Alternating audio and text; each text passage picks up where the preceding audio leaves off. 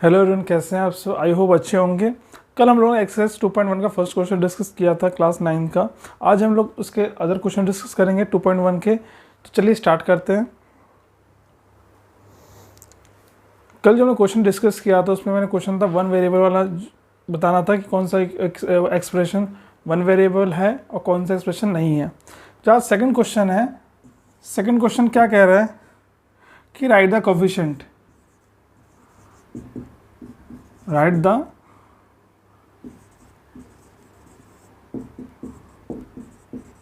coefficient of x square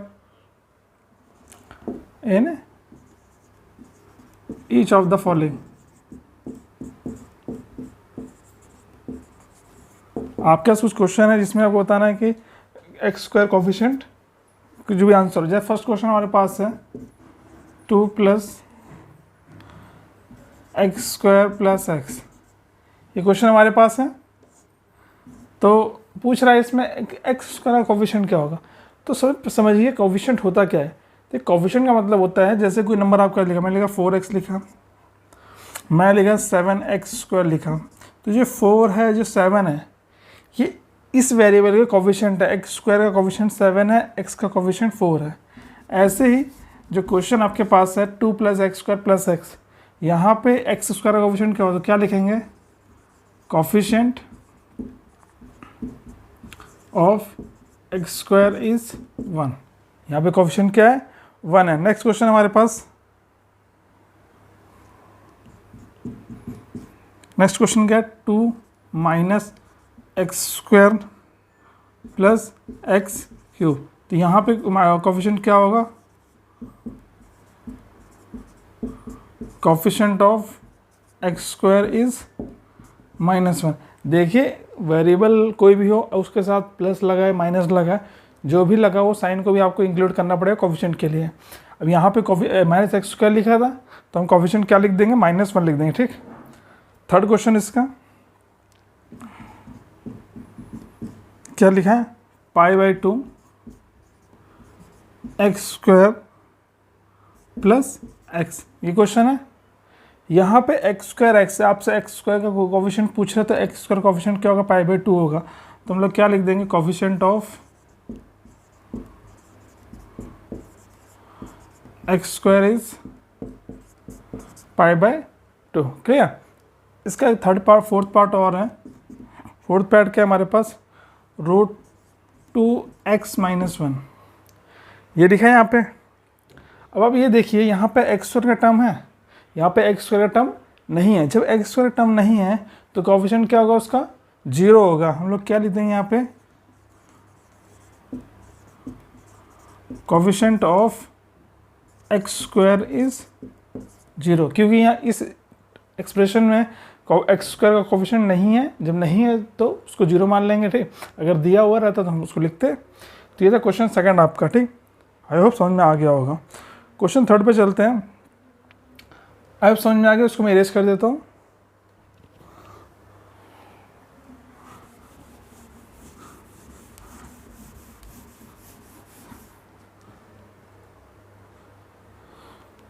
question third क्या कह रहा है आपसे,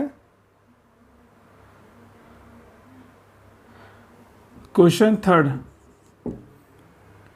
give one example, give one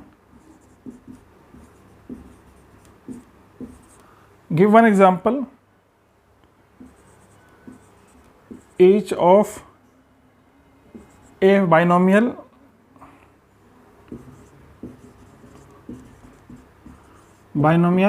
of degree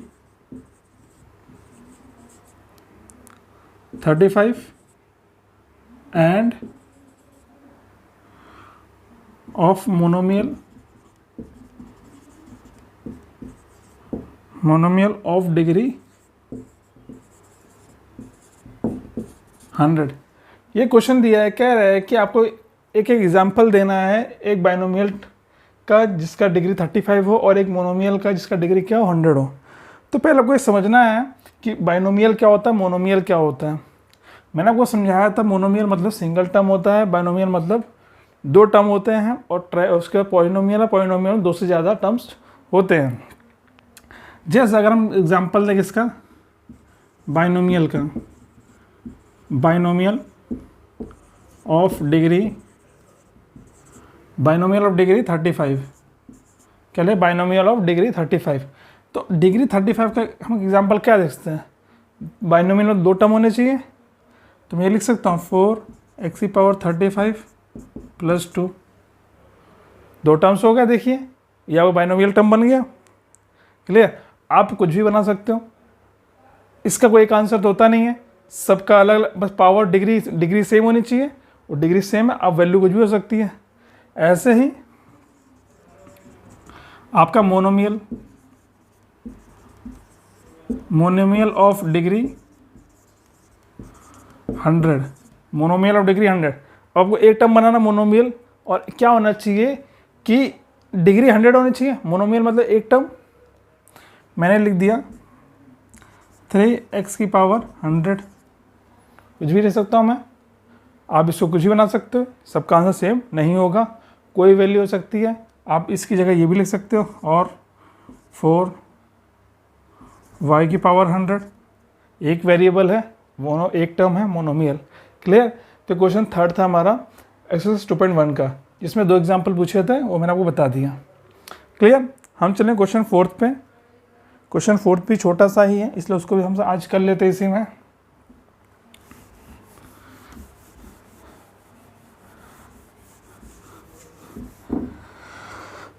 question 4 क्या कह रहा है, right the degree of each of the following polynomial, right the degree of each of the following polynomial,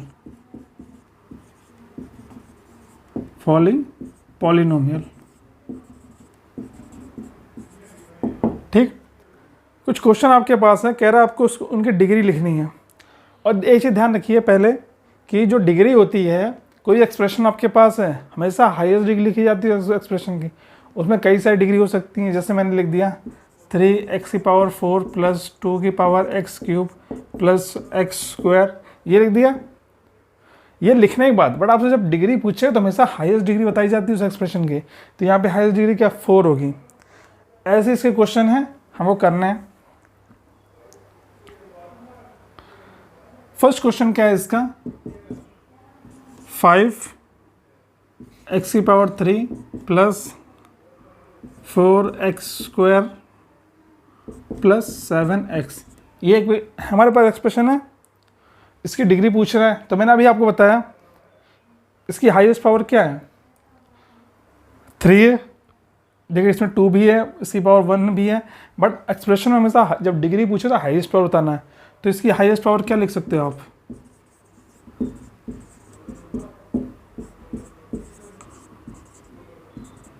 3, highest power क्या है एक्सप्रेशन की 3 है। ऐसे सेकंड क्वेश्चन इसका, सेकंड क्वेश्चन 4 - y², क्या लिखा है 4 - y², यहाँ पे हाईएस्ट पावर क्या होगी। अब यहाँ पे वेरिएबल y है, तो क्या लिखेंगे, highest power of y is 2, y की हाईएस्ट पावर क्या है 2 है। क्लियर, इसी का थर्ड क्या हमारे पास 5t - √7, 5t - √7 ये है। ठीक, अब ये बताइए यहाँ पे वेरिएबल क्या, एक ही वेरिएबल t जिसकी पावर क्या 1 है, तो इसका हाईएस्ट पावर क्या हो जाएगा,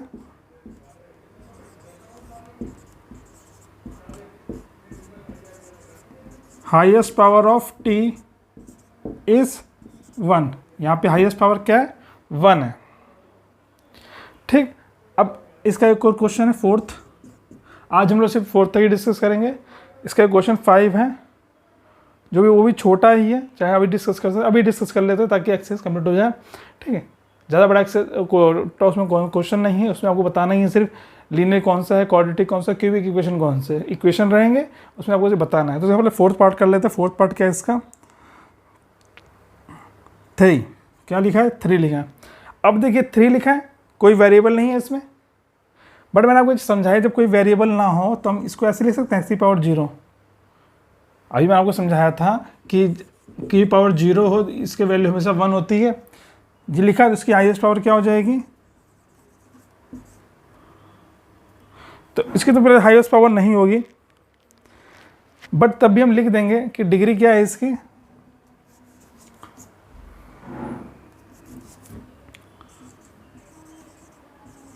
डिग्री 1 मिनट,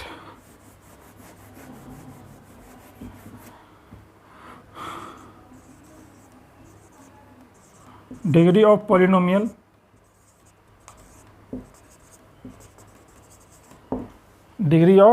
पॉलिनोमियल इज 0, ये हो जाए ठीक। इसका डिग्री ऑफ पॉलिनोमियल इज 0। तो क्वेश्चन 4 के 4 पार्ट थे, ये मैंने करवा दिया। इसमें डिग्री पूछ रहा था, तो जो डिग्री होती है वो हाईएस्ट पावर होती है इस एक्सप्रेशन की, ठीक। जो भी उसमें वेरिएबल होगा उसकी हाईएस्ट पावर डिग्री होती है। क्वेश्चन 5 करते हैं।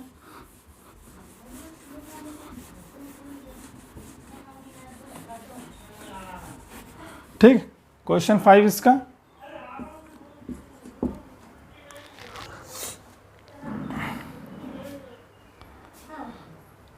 क्लासीफाई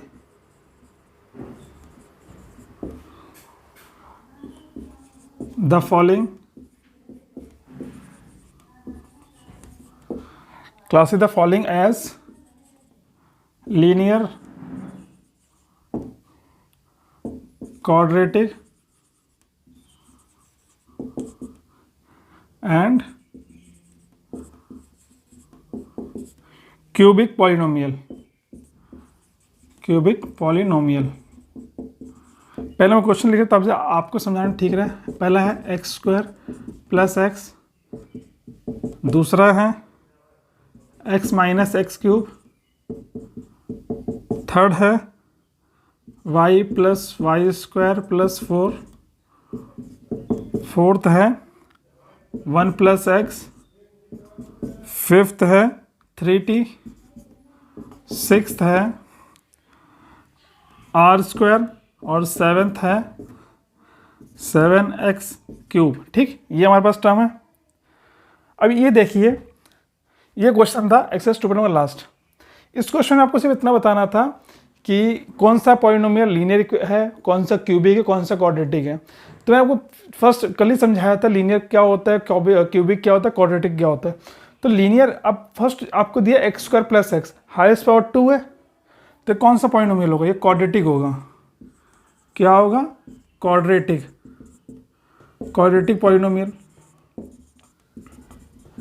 क्या होगा, क्वाड्रेटिक पॉलिनोमियल होगा। ये इसमें देखिए हाईएस्ट पावर क्या है, 3 है, तो ये क्या होगा, क्यूबिक हो जाएगा। क्या हो जाएगा, क्यूबिक पॉलिनोमियल। इसमें भी y + y² + 4, हाईएस्ट पावर 2 है, डिग्री 2 है हाईएस्ट, तो इसे भी कौन सा पॉलिनोमियल है, क्वाड्रेटिक।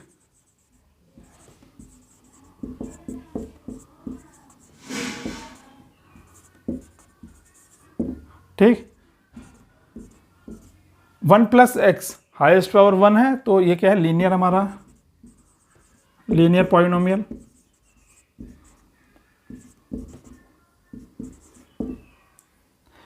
थ्री टी, ये भी हाईएस्ट पावर 1 है, भले सिंगल मोनोमियल है, बट ये भी क्या है, लीनियर है, लीनियर पॉलिनोमियल। r², ये क्या है, क्वाड्रेटिक है।